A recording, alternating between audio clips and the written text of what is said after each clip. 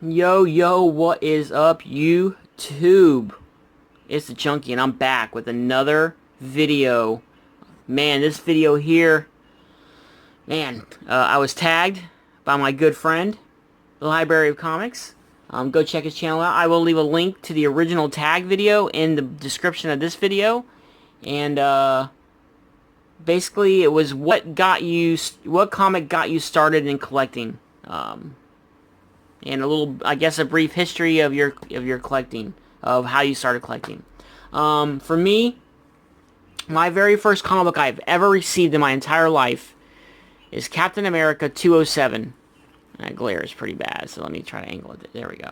I was in 3rd grade at a school here in Florida, Sulphur Springs Elementary, and I've told the story many times before, but basically what happened was I was in 3rd grade, and my teacher at the time, I forget her name, but for the boys, she gave each boy a stocking, and the boys had a comic book, and the girls had like a doll or a Barbie doll or something inside of it. And this is the comic that I received in my stocking, was Captain America and Falcon number 207. And I just remember I read this comic probably 2 or 3 times while I was in school, and then I read it every day. And I just remember I just loved comics. And then, I came home and I told my dad. My dad collected comics back in the day, and that's a funny story about him. But he told me he had a lot of the older comics, because my dad was born in 35.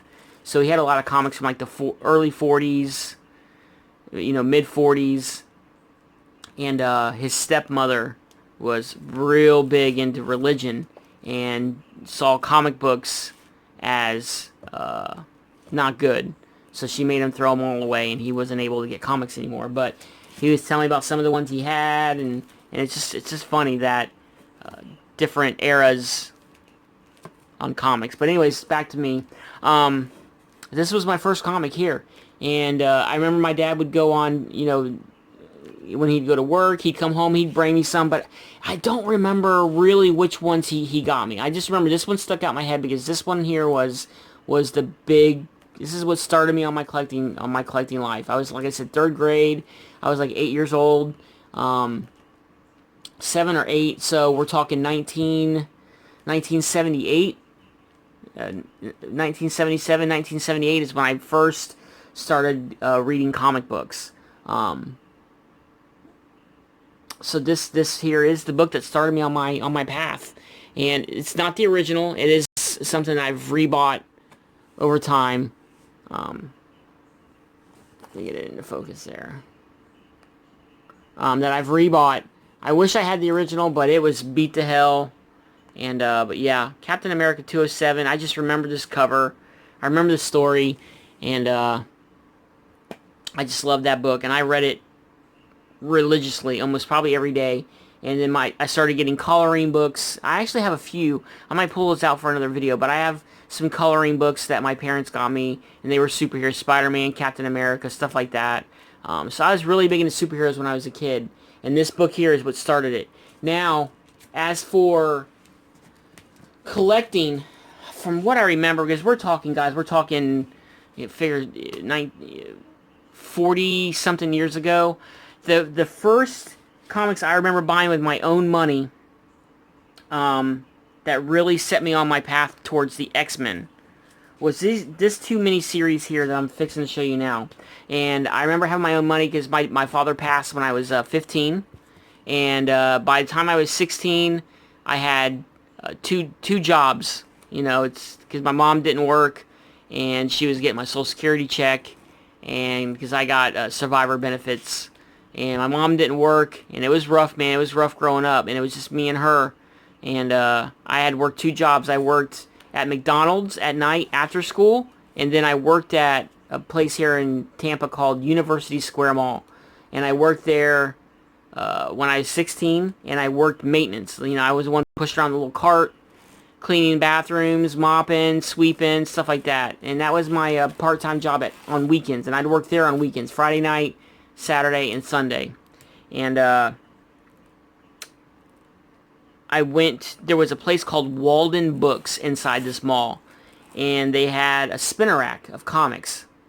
And I remember going in there on my lunch break, and it was the first time I had my own paycheck, so I had my own money, because I gave my Social Security check to my mom to help pay bills, and I gave her my McDonald's money to help pay bills, and I was able to keep my mall money for myself to buy me stuff, whatever.